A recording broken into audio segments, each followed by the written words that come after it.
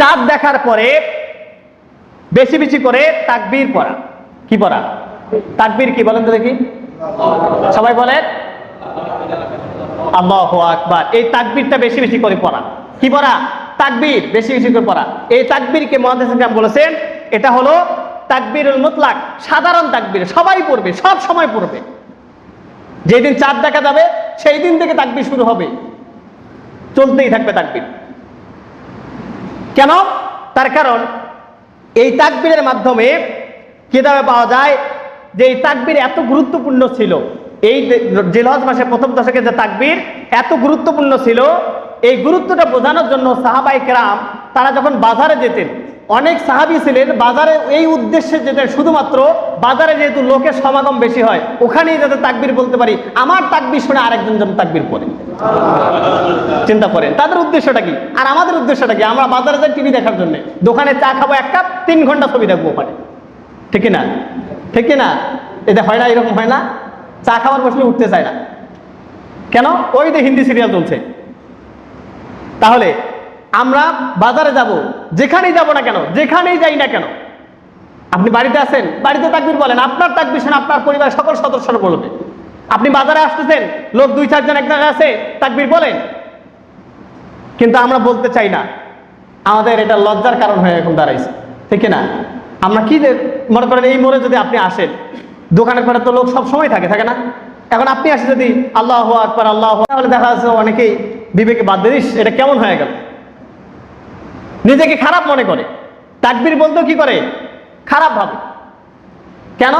তার কারণ আমরা এটা অভ্যাসে পরিণত করতে পারিনি এখন, যার কারণে আমাদের বিবেকে বাঁধতেছে, শরম লাগে, লজ্জা লাগে তাকবীর বলতে। আল্লাহ তাআলার বরত্ব ঘোষণা করতেও নিজেকে লজ্জাবোধ করে। এর চাইতে কপাল পোড়া আরো আছে? আল্লাহর নাম নেবেন, এখানে সমস্যা কোথায়? আপনি তাকবীর দেন, কিন্তু হ্যাঁ এমন ভাবে তাকবীর দিবেন না আরেকজনের যাতে কষ্ট না হয়। আপনি গিয়ে পাশে গিয়ে কানের বগলে যদি জোরে করে তাকবীর দেন, ও তো চটকে উঠবে, এমন স্ট্রোকও করতে পারে। এইভাবে তাকবীর দেওয়া যাবে না, মৃদু স্বরে তাকবীর দিতে হবে। এরপর আপনি দোকানে আছেন, বাড়িতে আছেন, প্রয়োজনে বক্সের মধ্যে সেট করে রাখেন, তাকবীর সব সময় চলবে। সৌদি আরবের অলিতে গলিতে যারা আমাদের সেক্রেটারি সাহেব জানেন, অসংখ্য জায়গায় এরকম তাকবীর চলতে থাকে, বাজারে, দোকানঘাটে, মার্কেটে তাকবীর চলে না, সব সময় বাজতেই থাকে। আমরা বাড়িতে বক্স বাজাইতে পারি, গান শুনতে পারি। এই 10 দিন বন্ধ করেন, বন্ধ করে কি করবো? তাকবীর চলবে, সব সময় তাকবীর চলবে। ভলিউম কম করে দেন, পাড়া প্রতিবেশী যাতে কষ্ট না হয়। এইভাবে তাকবীর সব জায়গায় দেব। কিন্তু এই তাকবীর নিয়েও আজকে আমাদের দেশে চুলকানি আছে, আছে না নাই? কথা বলেন, আছে না নাই? এই তাকবীর নিয়েও চুলকানি আছে। এই তাকবীর নিয়েও কিছু কিছু নাস্তিকের বাচ্চারা এরা তাকবীর নিয়েও বিরোধিতা করে, আছে না নাই? তাকবীর বললেও এদের সমস্যা, তাকবীর বললেও ওদের গায়ে আগুন জ্বলে। সুবহানাল্লাহ, আলহামদুলিল্লাহ, ইনশাআল্লাহ, মাশাআল্লাহ এগুলো বললেও সন্দেহ হয় যে এরা না হয় কেউ, তাহলে বুঝে নেন বাকিটা। তাহলে চিন্তা করেন, এই যে আল্লাহু আকবার, সুবহানাল্লাহ, আলহামদুলিল্লাহ, এটা কি দলীয় স্লোগান? দলীয় স্লোগান না সবারই, মুসলিম জাতি সবারই। তাহলে যে নাস্তিকের বাচ্চারা আজকে তাকবীর নিয়েও সমালোচনা করে, এদের কি রক্তের কি ভেজাল আছে না নাই? অবশ্যই এদের রক্তের মধ্যে ভেজাল আছে। আমি তো এই জন্য একটা ছোট্ট একটা উদাহরণ দিয়ে থাকি। কারণটা হলো যে বেগুন যখন তেলে ভাজা হয় তখন খাইতে কি খারাপ লাগে না মজা লাগে? কেমন লাগে? যেমন তেমন কিন্তু ভালো নয়। টেস্ট যে এত টেস্ট যে দেখবে তার এমনি মুখে পানি চলে আসবে। এরপরে তার সাথে আরো যদি চিংড়ি মাছ ভাজা থাকে অথবা রান্না করা থাকে, খাইতে কেমন? ভালো। কিন্তু সবার জন্য কিন্তু এটা সহ্য হয় না। কেন সহ্য হয় না? যার গায়ে অ্যালার্জি আছে তার যদি বেগুন ভাজা আর যদি এই যে চিংড়ি মাছ যদি রান্না করে দেন, ও খাবে? কেন খাবে না? চুলকানি বেশি শুরু হয়ে যাবে, চুলকানি শুরু হয়ে যাবে। এই জন্য যতই মজা হোক না কেন সে খাইতে যাবে না, ঠিক না? ঠিক তেমনি যারা আজকে যাদের রক্তের মধ্যে ভেজাল আছে, এদের গায়ে তাকবীর শুনলেও এদের গায়ের মধ্যে জ্বালা মারা শুরু হয়ে যায়। ঠিক যেমনই যার গায়ে অ্যালার্জি আছে, যেমন বেগুন ভাজা এবং চিংড়ি মাছের তরকারি তারা খাইতে পারে না, দেখলেও চুলকায়, খাইলেও চুলকাবে, তাদের মনের মধ্যে ভয় আছে। আজকে যাদের রক্তের মধ্যে ভেজাল আছে, তাদের তাকবীর শুনলেও ভেজাল, তাদের গায়ে আগুন জ্বলে, তাকবীর বলতেও তাদের বিবেকের মধ্যে বাধা দেয়। সব জায়গায় ভেজাল, সব জায়গায় ভেজাল। এজন্য যারা আজকে এটার বিরোধিতা করতেছেন, আপনারা একটু চুপ থাকেন। তার কারণ এটার মাধ্যমে আপনাদের পরিচিতিটা স্পষ্ট হচ্ছে, যে বোঝা যাচ্ছে আপনারা আবু জেহেল, উতবা, সাইবার উত্তরসূরি আপনারা। সম্মানিত ভাইয়েরা আমার, এই জন্য আমরা সব জায়গায় কি দেব? তাকবীর চালু করবো সব জায়গায়। তার কারণ আজকে আমাদের জাকিরিনদের সমস্যা মানে কম হয়ে গেছে, জাকিরিনদের সংখ্যা কম হয়েছে। জাকিরিন মানে কি? স্মরণকারী, আল্লাহ তাআলার নাম উচ্চারণকারী লোকদের সংখ্যা কম হয়েছে আজকে। তার কারণে গাফিলরা আজকে সব জায়গায় বসে গেছে আজকে। এই জন্য আমরা গাফিলদেরকে দূর করার জন্য আমরা সবাই জাকিরিনে পরিণত হয়ে যাবো ইনশাআল্লাহ। তাহলে সবসময় কি করব? তাকবীর দেবো ইনশাআল্লাহ। এর সাথে আরেকটি কথা, সেটা হলো 3 নাম্বার যে আমলটা, এটা 2 নাম্বার গেল। 3 নাম্বার আমলটা হলো আইয়ামে তাশরিক, যেটা আমরা কয় তারিখ শুরু করি? ওটা দেখেন, এটা কি জানা নেই আপনাদের? আইয়ামে তাশরিক প্রত্যেক ফরজ নামাজের পর যে তাকবীর দেই, কয় তারিখ থেকে? আল্লাহু আকবার, আল্লাহু আকবার। কি বলবো, ভাষায় তো খুঁজে পাচ্ছি না, একজনও জানেন না। 9 জিলহজ ফজর থেকে শুরু, 13 জিলহজ আসর থেকে, আসরে শেষ। এটা জানা নাই? আচ্ছা, স্মরণ নাও থাকতে পারে, তার কারণ সবাই তো বিভিন্ন টেনশনে থাকেন, খেতে কামারে বাড়িতে যত ঝামেলা শুধু আপনাদেরই, এই জন্য মনে নাও থাকতে পারে, এটা স্বাভাবিক। তাহলে আজকে স্মরণ করে দিচ্ছি। তাকবীরটা কি? আমার সাথে বলেন, আল্লাহু আকবার, আল্লাহু আকবার, লা ইলাহা ইল্লাল্লাহু, আল্লাহু আকবার, আল্লাহু আকবার, ওয়ালিল্লাহিল হামদ। এই তাকবীরটা শুরু হবে, এটাকে আইয়ামে তাশরিক বা আইয়ামে তাকবীর বলে। এটা হলো ধারাবাহিক। 9 জিলহজ ফজর শুরু হবে। কোন দিন? 9 জিলহজ। আজকে যদি চাঁদ দেখা দেয় তাহলে আজকে দিয়ে হিসাব করবেন, 9 জিলহজ যেদিন হবে ফজর থেকে শুরু হবে তাকবীর। কোন দিন পর্যন্ত চলবে? 13 জিলহজ। ঈদ যদি 10-এ হয়, 11, 12, 13, ঈদের পরে আরো 3 দিন চলবে আসর পর্যন্ত। তাহলে এই 5 দিন 9, 10, 11, 12, 13, 5 ওয়াক্তে 5 5 25 ওয়াক্ত নামাজ হয়। কিন্তু যেহেতু 9 তারিখ মাগরিব এবং এশা 2 ওয়াক্ত বাদ, তাহলে কয় ওয়াক্ত হয়? 23 ওয়াক্ত। মোট 23 ওয়াক্ত ফরজ নামাজের পরে এই তাকবীরটা পুরুষরা সমস্বরে একসাথে অথবা একাকী যদি নামাজ জামাত ছুটে যায়, নামাজের ফরজ নামাজের পরে মোট কথা জোরে বলবে, উচ্চ আওয়াজে বলবে। কিভাবে? উচ্চ আওয়াজে। এখানে আর চুপ থাকার কোনো সময় নাই। আজকে চুপ থাকার কারণে আজকে বাতিলরা আমাদের মাথার উপর বসে গেছে। এর জন্য আর চুপ থাকার সুযোগ নাই। আমরা তাকবীর দেব জোরে, যাতে করে শয়তান আমাদের আশেপাশে ঘুরতে না পারে। প্রয়োজনে আমাদের দেশে যত শয়তান আজকে বাসা বেঁধেছে, সবগুলো শয়তান যেন এই তাকবীরের আওয়াজে আজকে তারা দেশ থেকে পালাইতে বাধ্য হয়।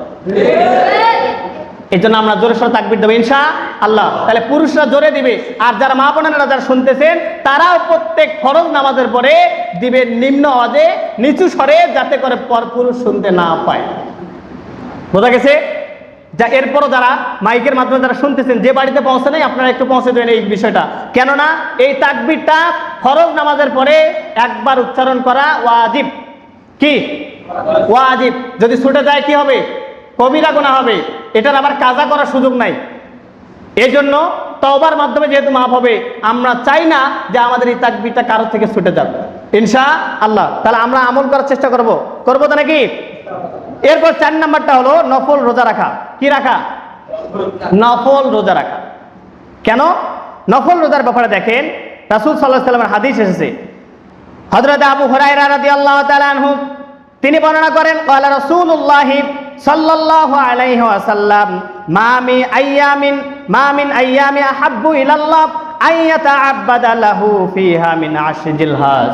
আল্লাহ রাসূল সাল্লাল্লাহু আলাইহি সাল্লাম জানিয়ে দিয়েছেন, দিন সমূহের মধ্যে গুরুত্বপূর্ণ ইবাদত, আল্লাহ তাআলার নিকট অধিক পছন্দনীয় ফজিলতপূর্ণ ইবাদত হলো জিলহজের প্রথম দশকে। এই দশকের এত মর্যাদা বেশি, ইয়াদুলু সিয়ামু কুল্লি ইয়াউমিন মিনহা বিসিয়ামি সানাত। আল্লাহু আকবার বলেন। আল্লাহ রাসূল সাল্লাল্লাহু আলাইহি সাল্লাম জানিয়ে দিয়েছেন, ইয়াদিলু সিয়ামু কুল্লি ইয়াউমিন মিনহা বিসিয়ামি সানাত। যে ব্যক্তি এই জিলহজের একদিন রোজা রাখবে, অন্য সময়ে 1001 বছর রোজা রাখার সব তাদের আমলনামায় দেওয়া হবে। তাহলে জিলহজের একদিন সমান কত দিন? 1 বছর। কত বছর? সানাত 1 বছর। তাহলে একদিন সমান কত বছর? 1 বছর সমান কত দিন? 365 দিন। একটু চিন্তা করেন তো, ক্যালকুলেশনটা করেন তো দেখি। আপনি 12 ঘন্টা থেকে 14 ঘন্টা রোজা রাখবেন, আপনার সব কত দিনের দিবে? 365 দিনের রোজা রাখলে যে সব, সেই সব আপনাকে আল্লাহ পাক 14 ঘন্টার মাধ্যমে রোজা রাখার মাধ্যমে দিয়ে দিচ্ছে। এত ফজিলত আরো আছে, চিন্তা করেন আছে, একটু চিন্তা করেন। একটা রোজার বিনিময়ে 1 বছর রোজা রাখা সব, সুবহানাল্লাহ। তাহলে জিলহজের দিবস পড়বে কয়টা? 9 দিন রোজা হচ্ছে, তার কারণ ঈদের দিন তো রোজা হচ্ছে না, যেহেতু 9 দিন, তাহলে 9 দিন যদি আপনি রোজা রাখেন তাহলে একদিন পড়বে আরাফা, সেই দিন বাদ দেন, তাহলে বাদ থাকে কয় দিন? 8 দিন। 8 দিন যদি রোজা রাখেন তাহলে আপনার বছর কত পড়বে দেখেন, তাহলে 8 বছর আপনি রোজা রাখা সব। 8 দিন রোজা রাখার মাধ্যমে কত বছর? 8 বছর। আল্লাহু আকবার বলবেন না? আর একটু জোরে বলেন আল্লাহু আকবার। মাত্র 8টা দিন, 8টা দিন রোজা রাখার মাধ্যমে 8 বছর রোজা রাখা সব আপনি পাবেন। আল্লাহু আকবার। চিন্তা করছেন? এরপরে এখানে শেষ নয়, দিন না হলে পার হলো রোজার মাধ্যমে। রাতটা কি করব? রাতের ফজিলতের ব্যাপারে আল্লাহ পাক জানিয়ে দিয়েছেন, ওয়ালায়াল নাস, 10 রাতের কসম খেয়েছেন, সেই রাতের মর্যাদা আরো বেশি। আল্লাহ রাসূল সাল্লাল্লাহু আলাইহি সাল্লাম জানিয়ে দিয়েছেন, ওয়া কিয়ামু কুল্লি লাইলাতিন মিনহা বিকিয়ামি লাইলাতিল কদর। আল্লাহু আকবার। যদি কেউ রাতে কিয়াম করে, জিলহজের এই প্রথম দশকের 10 রাত এত গুরুত্বপূর্ণ, এক রাত সমান সমান 1 কদর পরিমাণ সওয়াব। বুঝেন নাই? এক রাত কত কদর? 1 কদর। 1 কদর সমান সমান কত রাত? কত বছর? 1 বছর হয় 83 বছর 4 মাস। লাইলাতুল কদর খায়রুম মিন আলফি শাহর। তাহলে 1000 মাসের চাইতে উত্তম। আমরা উত্তমটা বাদেই দিলাম, 1000 মাস যদি ধরেন তাহলে 83 বছর 4 মাস হয়। আপনি যদি এই জিলকদের 1 রাত যদি আপনি কিয়াম করেন, মানে ইবাদত বন্দেগী করেন, তাহলে এই 1 রাতের ইবাদত সমান সমান 83 বছর 4 মাস ইবাদত করা সব আপনাকে আল্লাহ পাক দিয়ে দিবেন। রাত কয়টা আছে? কয়টা রাত? 10 রাত। তাহলে 10 রাত যদি ইবাদত করেন কত বছর হবে? 833 বছর 4 মাস ইবাদত বন্দি করা সব 10 রাতের মধ্যে পেয়ে যাবেন। হিসাব করছেন? 833 বছর বাঁচি থাকবেন আপনি? কে থাকবে? তাহলে আপনার জীবনে যদি একটা বার এই লাইলাতুল কদর পাওয়ার আশায় এই 10টা রাত যদি আমরা ইবাদত বন্দি করি, কত বছর ইবাদত? সবাই বলেন 833 বছর। সুবহানাল্লাহ। আমরা তো এইভাবে হিসাব করি নাই, আমলও করি না, করতেও চাই না, যে হুজুর কোন টাকা পড়ছে আমল ইবাদত বন্দি করবো। তাহলে আমরা দিনের বেলা রোজা রাখবো, যাদের রোজা রাখার সামর্থ্য আছে, মানে শক্তি আছে, যাদের ইচ্ছা আছে, তারা অবশ্যই রোজা রাখবো। রাখবো তো? সবাই বলেন ইনশাআল্লাহ। মা বোনেরা যারা শুনতেছেন আপনারা রাখার চেষ্টা করবেন। এরপরে রাতে কিয়াম করব, মানে কমপক্ষে যদি সারা রাত জাগতে সম্ভব না হয়, কমপক্ষে শোয়ার আগেই 2 রাকাত 4 রাকাত এবং ফজরের আগে উঠে 2 রাকাত 4 রাকাত।